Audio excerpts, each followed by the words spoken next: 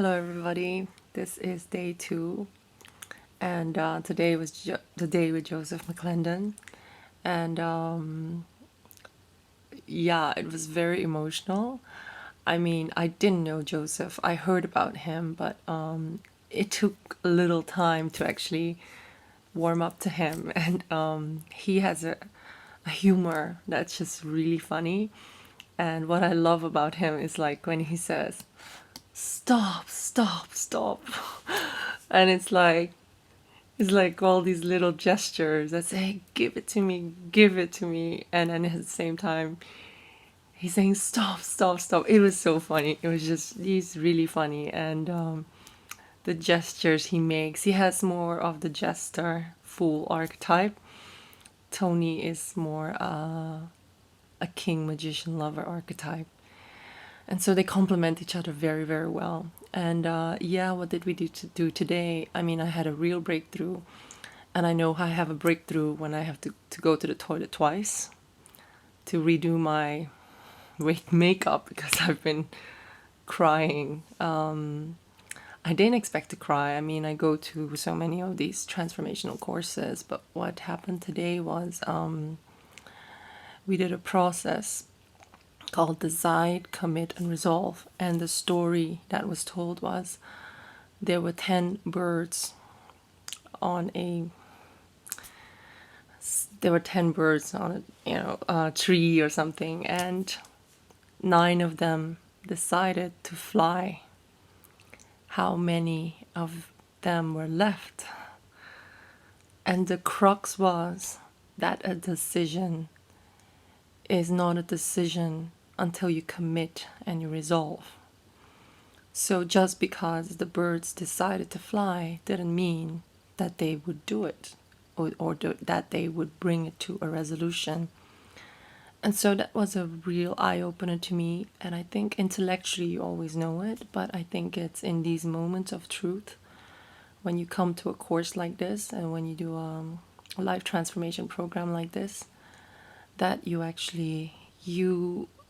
a higher part of you chose to face or challenge yourself. So as you can hear, my voice I'm losing my voice a bit because there's so much yelling and screaming and shouting and dancing and singing. So when we did the exercise together with the whole group, it was very made clear to us that decision is when you cut off all other options. And then the second step is, on a deeper level, you have to decide that no matter what, you will find a way. And when I was thinking about the important life goals that I have that are about what I want my life to be about, I thought about the truth of the matter was that I don't think I've ever committed to anything. And so when I realized that, I understood how I could easily walk away and blame anything, blame fate, destiny, ex-partners, work environments, economy. And so it was a real eye-opener to me when I understood that I was the one who didn't make it work. I wasn't committed. And if you know my own psychology, I mean, definitely people who've worked with me on Jungian analysis and my healers, my teachers, they know that I have a huge commitment issue, and I've always projected that onto the outer world, and meaning that I always thought it was somebody else who didn't commit, but in actuality, it was me who didn't commit. And so when I realized that today, I just started crying. And because the goals that I have are important to me, and if I didn't commit, then who would do it? So it was a very emotional moment. And so I'm just, as a mirror reflection for you watching this, just realize that because you make a decision, it doesn't make that you've committed. And when you commit, you also need to resolve it. So you need to actually train yourself in your mind in your physiology and in your the way you look at the world, that you know that what you want to achieve is a certainty, and you do that by resolving that it is already done. You take on the identity of the person that lives and creates that reality. And so a lot of people know that I really synthesize, the worlds of spirituality, energy healing, law of attraction with the strategic intervention tools, and I also use a lot of the Jungian work, so the archetypes. So I loved it when Tony was talking about the unconscious forces of identity, that there are all these unconscious archetypes ruling separate areas of our lives, and that's what I've been teaching to my students. And because I knew about it in my own life, that in my work life I had this superwoman, persona or archetype, but in my love life I was definitely the wounded lover. And so I teach about that now because it has been so fundamental to me being able to transform myself. But on the level of commitment, I hadn't committed, because whatever story was being given by the really successful people in our world, the ones that are celebrated in the press, these people are not overnight successes. They committed every day to be outstanding and to perform and to train themselves, to entrain themselves, to condition themselves for success.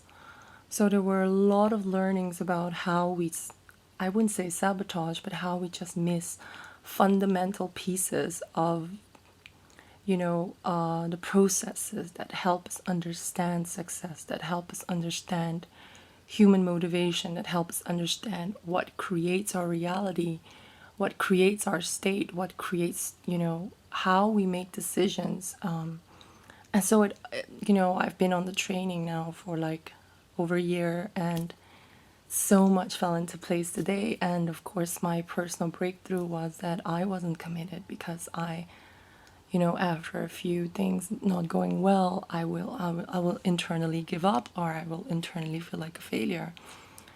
But then I listened to Walt Disney, being rejected by so many banks, and Sylvester Stallone. Amazing story. Sylvester Stallone, actually, amazing story. I mean, it was so moving. I have so much respect for him now, how he had to suffer and how he had to actually build his own success, by not giving up. And I definitely am going to watch Rocky now. I know one of my friends, and you know who you are, told me you have to watch the Rocky, and I was like, Rocky? But now I understand it, so I will definitely watch Rocky, and I'll try to read up on his biography, Sylvester Stallone, that is. There was a lot of personal sharing from Tony on video about, how his trauma, how his worst moment became his best moment in life. And I was crying because I always knew that he had a big heart. And I mean, it's sometimes people think that he's like a guru and he's salesy, but I've seen enough videos of him to know that he is not an actor. Whatever he does comes from his pain. And I always believe that the pain is the gift. The wound is the gift. Because the pain can kill you, or the pain can be your driving motivation to change, to be the change, and to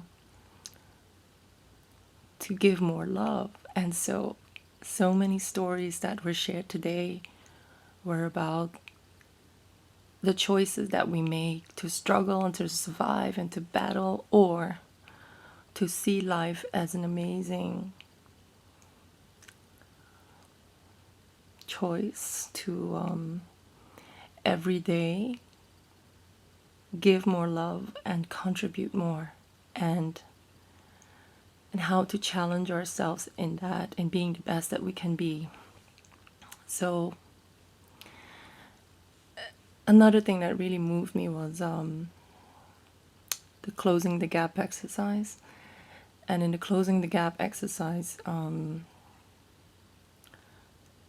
there was this moment where we had to imagine who I was, who I really was, beyond the pattern, beyond the stories that I tell myself. And when I understood that, when I really felt that, I mean, I was crying, because I realized it's, on the one hand, we always think it's about the goals, and we think it's about the results that we create and about the external successes. But on another level, if I went deep enough, it was about who I was and who I grew up to be, and how I expanded myself, and how I felt connected, and how my life, your life, everybody's life could be a force for better or for good or for worse. And that the choice is up to me. And that the more I see myself as connected to this fabric of reality, and to, such a small part, but at the same time, somebody that can shift so many things in other people's lives, that I can receive all these gifts that are given to me, and that I can make a difference. And it was so moving. It was so deep. I mean, I think I was crying like 3 times, but they were happiness tears. I mean, they weren't like sad tears. They weren't about what I regretted. They were about what I realized was the truth, but that I just never realized. And so it was time. It was time. It's time to realize that. So, yeah, there was another very big breakthrough moment, which was Tony sharing his story about, how in the small moments of him giving love to one person, how that one small, like, insignificant act had a roller coaster effect, like a deck of cards just in other people's lives, and how this one little act of his amazing generosity and big heart affected his children, affected people in the future, and affected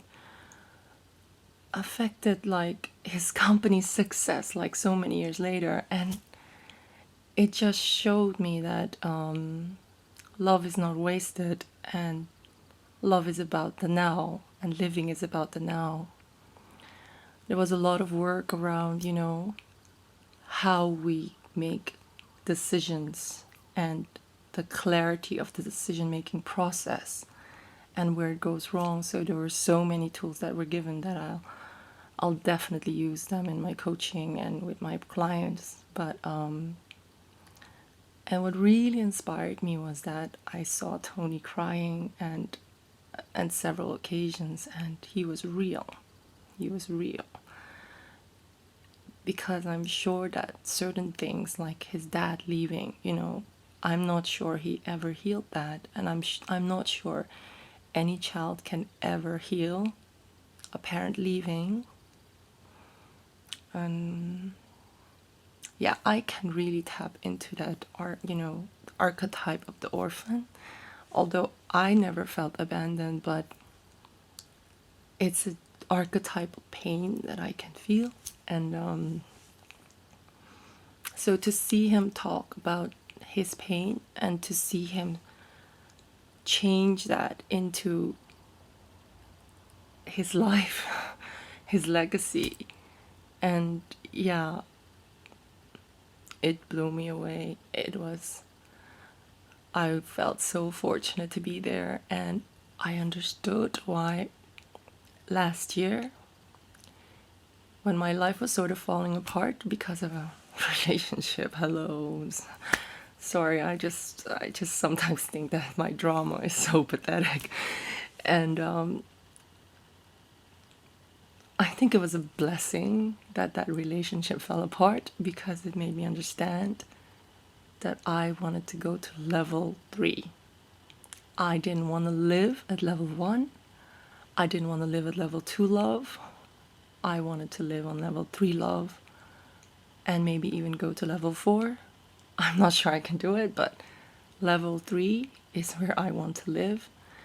when I understood that that is who I really am, and that is when I feel in the flow and when I don't even care about what's being given to me. I only care about how my life will impact other people. I understand now why that had to happen and why I'm here.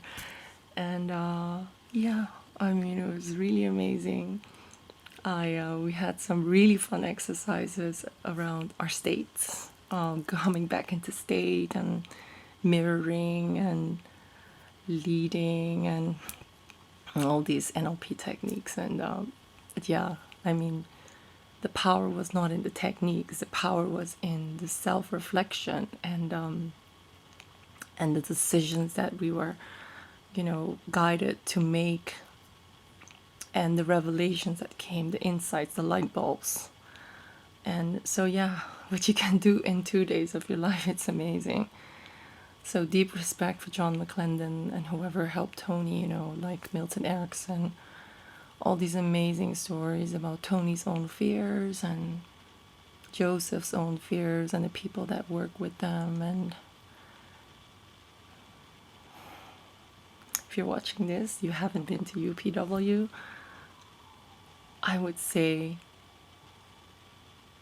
if they would give a money guarantee type of thing, then the people who would apply for the money guarantee thing, I'm not sure I want them to be in my peer group.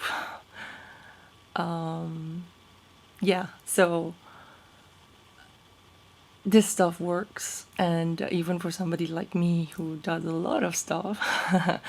So yeah, I have some other videos about the meetings that I had with people, fun ones.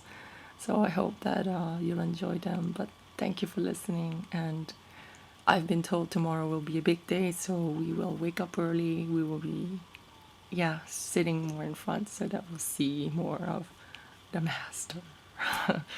Thank you so much. And sorry for the voice. I hope that my voice gets better, but not sure that is going to happen. Okay, thank you. Bye bye.